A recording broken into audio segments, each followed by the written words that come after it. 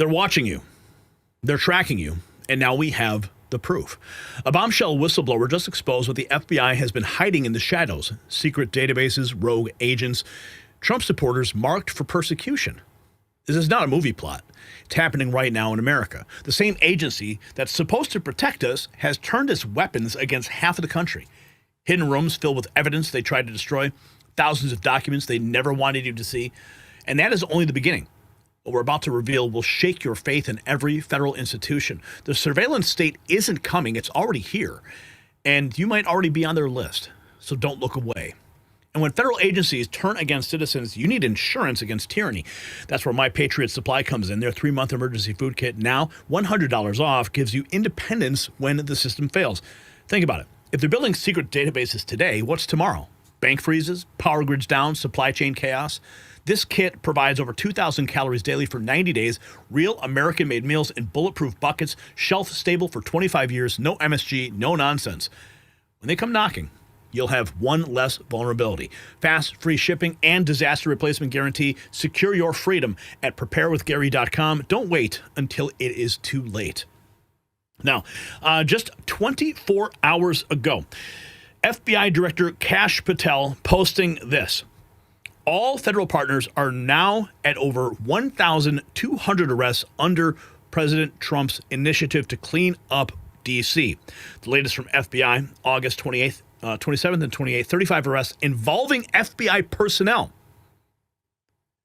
3 gun recoveries, 12 drug seizures, 73 individuals arrested by federal partners total. We are not letting up. Kash Patel is on a tear. Now we have this from Lindell TV. Kara Kashanova, DOJ moves to dismiss the $100 million Proud Boys lawsuit. Dirty DOJ expose. DOJ attorney Sigmund Fuchs just filed paperwork to kill the case brought by Enrique Tarrio and the quote, seditious 5 men who say they were politically persecuted by Biden's DOJ. Let's check in with Kara Kashanova outside the White House right now. Record meetings. More controversy is erupting inside the Department of Justice. A senior federal trial attorney by the name of Sigmund F. Fuchs has filed paperwork to dismiss a $100 million lawsuit brought by the Proud Boys, who were politically persecuted by President Biden's DOJ after the events of January 6th. The lawsuit, filed in June by Proud Boys leader Enrique Tarrio and the so-called seditious 5, accuses the Biden administration's Justice Department of waging a, quote, egregious and systematic abuse of the legal system, end quote, to silence Trump supporters. The Proud Boys attorneys say they were targeted with inflated charges, deprived of due process, and handed decades-long sentences before President Trump ultimately pardoned or commuted them earlier this year. But the Department of Justice filing this week signals a sharp turn. Despite Trump's pardons, Pam Bondi's attorneys appear to be siding with Biden's DOJ and asking a federal judge to throw out the suit. The department argues that the Proud Boys have no proof that investigators fabricated testimony or planted evidence. They cite detention hearings and what they called, quote, incontrovertible photo evidence, end quote, of members inside the Capitol. That's a strange statement from the current DOJ, considering the now mostly undisputed fact that simply walking around the Capitol and taking photos does not equate to seditious conspiracy. The timing is explosive. Just days ago, the Biden's DOJ star witness against the Proud Boys, Jeremy Bertino, recanted, admitting under oath that FBI officials threatened and coerced him to commit perjury in order to secure their seditious conspiracy convictions of the Proud Boys. Were you forthcoming? On the stand? Yeah. No, I twisted the story they wanted, the way they wanted it twisted. Okay. Yeah. He also alleges that the DOJ and the FBI conspired to construct a false narrative to ensure the Proud Boys would be found guilty, goading him into false testimony by threatening him with a 25-year prison sentence if he did not comply. That if I didn't, I was looking at decades in prison for a crime I didn't commit. Bertino further claims that FBI agent Nicole Miller, who still works at the Bureau, personally coached him into that false testimony during illegal, off-the-record meetings with Biden's DOJ. How many times did you meet with them total? Just Give me a ballpark. 15. Do you know that they only told us that you met with them 3 times? I'm surprised, but not surprised. And legal experts now believe the very point of Biden's DOJ securing those Proud Boy convictions was to create a direct link to President Trump, laying the groundwork to later convict him of seditious conspiracy in his own J6 federal trial. And now many are asking, when will these federal officials, some still working inside the government, be investigated and held legally accountable for what they did to President Trump's supporters after January 6th? Many Trump supporters are calling the DOJ's move not just confusing, but dangerous, a sign that entrenched bureaucrats like Proud Boys prosecutor Jocelyn Ballantine continue to corrode the halls of the Department of Justice. Fun fact. DOJ attorney Sigmund F. Fuchs moonlights as a playwright when he's not targeting Trump supporters in court. His production, In the Closet, tells the story of 4 gay men who retreat into their metaphorical safe space, symbolized by a closet. As for Nicole Miller, well, she's still working at the FBI. And for someone who allegedly worked in secret, coercing federal witnesses, well, it's fitting that it's impossible to find a photo of her on the internet. President Trump delivered pardons, but bureaucrats loyal to the old Biden regime are still at work to undermine him. Some say this proves another deep cleanup is needed inside the DOJ. A federal judge will now decide if the $100 million lawsuit moves forward or if the Justice Department succeeds in shutting it down. The fight for justice for January 6th is far from over. And some are even asking, were the real conspirators not the Proud Boys at all, but the legal team and the government officials who worked together to allegedly frame them? Reporting from the White House for Lindell TV, I'm Kara Castronova. Awesome report there from Kara Castronova. Now here we have a FBI whistleblower exposing secret database of FBI agents operating outside of government oversight, tracking Trump supporters for future investigations and prosecution. Here is Kyle Serafin. FBI's record-keeping system. And what I have is somebody that has come to me and shared with me that there's a guy named Brian Hefner, and Brian Hefner was previously working out in West Virginia, and he worked on the program that allows the 1-800 tip line to the FBI. And he came up with this genius idea, or maybe he implemented the genius idea, it's hard to say, that they were going to hide all of these 26 sources. They were going to deactivate them and take them out of the FBI's record-keeping system, which is called Delta.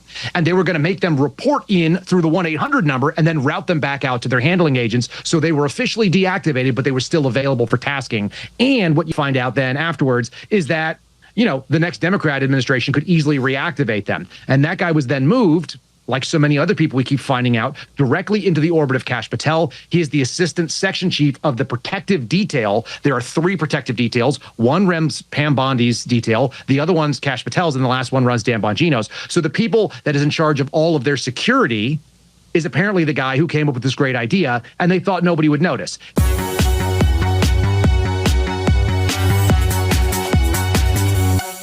I got 2 stories, and they're different. So lest they got run together. The first one is that I interviewed a guy named Bill Taylor. I think his story is very compelling and interesting. He actually went on Judicial Watch and did a brief touch on it.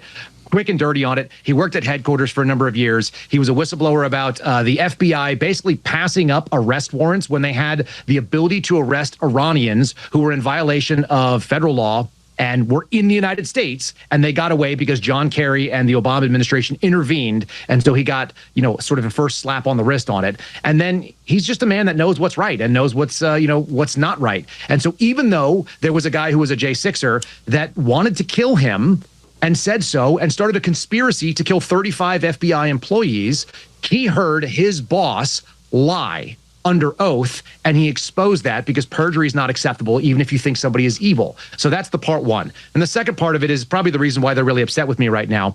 If you heard Kash Patel say it on Fox a little while ago, he said he was going to give us transparency on all the sources that were at January 6th. According to the Durham report, there were 26 people that were in the FBI's they weren't employed by, but they were being paid by, and they were being tasked with attendance there. And they had infiltrated all the patriot groups, so your Proud Boys, your Oath Keepers, and so on and so forth. And so we were supposed to hear the truth about them, and we've heard nothing. And what I have is somebody that has come to me and shared with me that there's a guy named Brian Hefner, and Brian Hefner was previously working out in West Virginia, and he worked on the program that allows the 1-800 tip line to the FBI.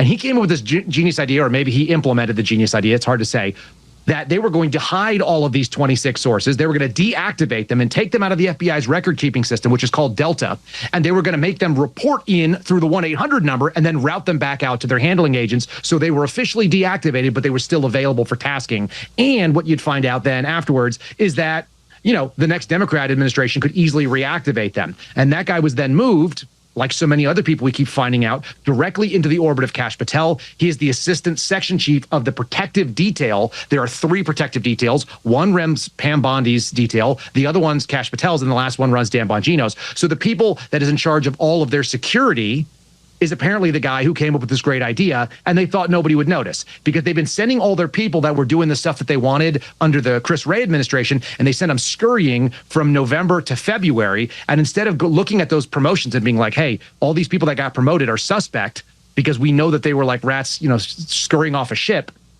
Patel and Bongino didn't even know to ask that question.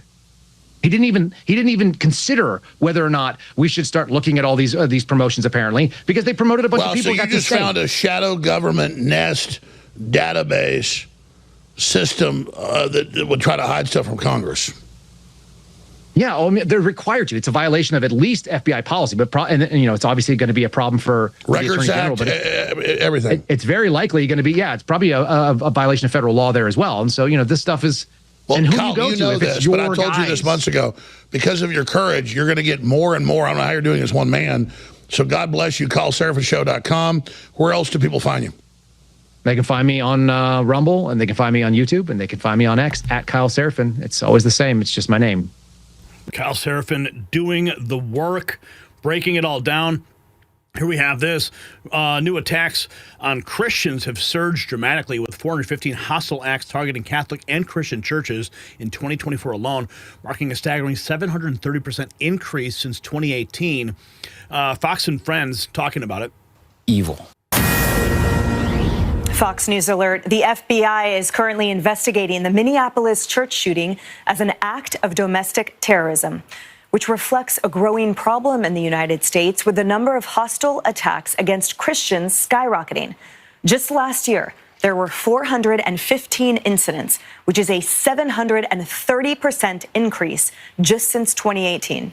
Let's bring in Fox News contributor Jonathan Morris for his thoughts. Good morning, and thank you so much for coming on in such the wake of such a tragic horror there in Minneapolis. What are your thoughts, Jonathan? Well, any hatred is bad, and it always turns out evil. And in this case, it turned out not only evil, but violent.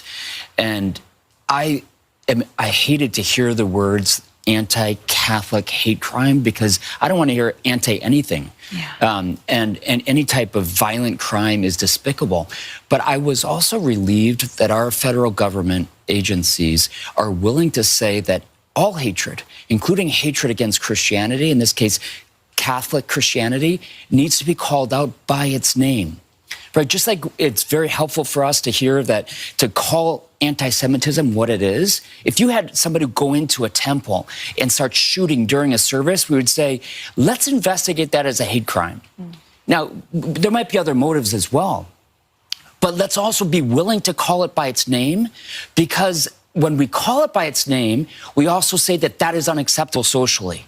And that's why that's the purpose of a hate crime, is to give harsher penalties for something that is able to be transmitted socially, culturally, in a way that's going to be detrimental to our society.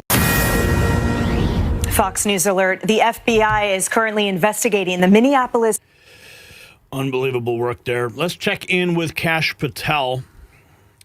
This was published 24 hours ago, but it bears repeating with respect to what he is uncovering inside the FBI.